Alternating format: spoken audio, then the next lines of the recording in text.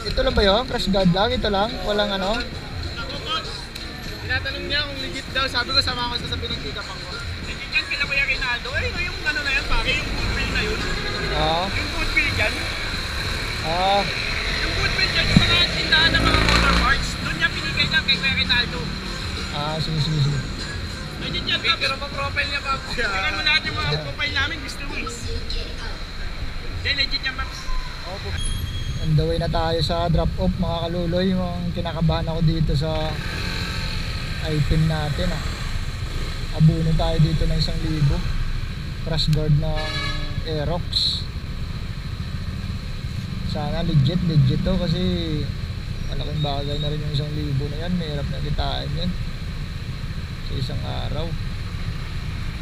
Tapos may scam lang tayo. Tagilid tayo dito.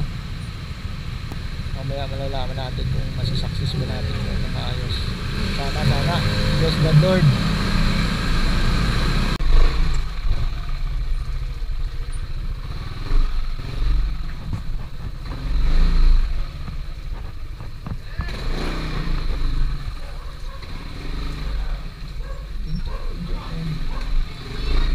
Masigit na itong pinakasok natin Uy! Hindi ko piyaw siya!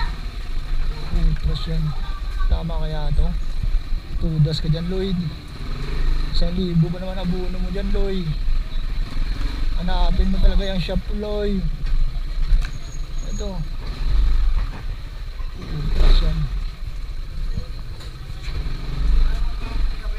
Kaya pa yan. Nakakapasok pa Bante.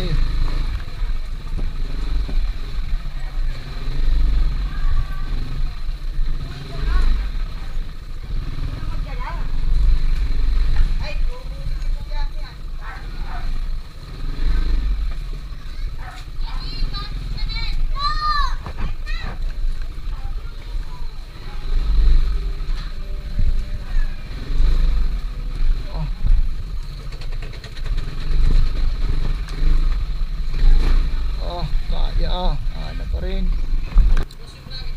Opo. Legit man. Sir, morning sir. Pinasa sa akin. Nag-alangan pa ako kasi meet up kami sa ano na-pick up. Na-pick up yan na pala to sa shop mismo. 1, 2, 3. Okay, salamat sir.